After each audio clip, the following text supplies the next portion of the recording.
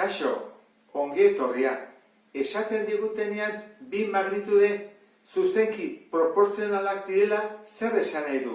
Lehenengo gauza ulertu bat dugu zer den magnitudea. Magnitudea da neurtu daiteken propietate hori. Adibidez, temperatura, abiadura, pisua, prezioa, luzera, volumena, hori dira denak magnitudea. Horan, bi magnitude zuzenki proportzionalak direla esaten digutenean da bat biderriro egiten denean, bestia ere biderriro. Adibidez, problema honekin hobeto ulertuko duzu. Esaten badigute, dendan kilogramo bakoitza 4 eurotan dago. Zentzu dira bi magnitudea? Bat da pisua, kiloak, hau da, unitatea, kilotan, eta bestea, euroak, hori zer da prezioa. Orduan, bi magnitudea dira pisua eta prezioa, eta unitateak dira kilogramoak eta euroak. Bi magnitudeak zuzenki proportzionalak baldin badira, bat egiten badu bider bi, besteak ere egingo du bider bi. Orduan, kilo batek zenbat balio du? Esan digute, 4 euro balio duela. Eta bi, zenbat izango da bider bi, 8 euro. Eta 3, 12 euro.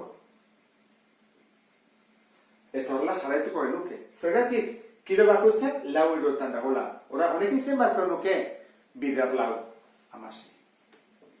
Nik egiten badut bider 3, honek egiten dut bider 3. Alderantziz, nik egiten badut adibidez zati 4, prezioak egingo du ere zati 4. Hori da, zuzenki proportzionalak direnean.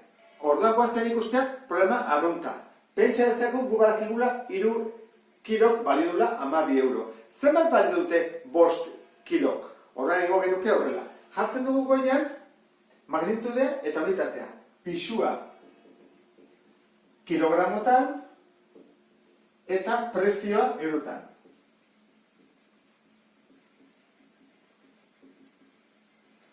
Orduan, gu badakigu 3 kilok balio duela 12 euro. Horren egin behar duguna da, zer galetu digute? 5 kilo. Horren genuke 5 kilo eta prezioa isa. Nola, zuzenki proportzionalak diren, egiten dugu zatik eta jarri. 3 zati 5. Berdin, 12 zati isa. Zuzenki proportzionalak direlako, nola ingo genuke horren isa aurkitzeko? Behin behar dugu, 3 bider isa. Berdin, 5 bider 12. Zer bada 5 bider 12? 60. Orduan, isa da 60 eta bidertzen da zatitzen. Isa berdin, 20. Orduan, zenbat balio du? 20 euro. Hemen argi dago, gure bat 5, 20.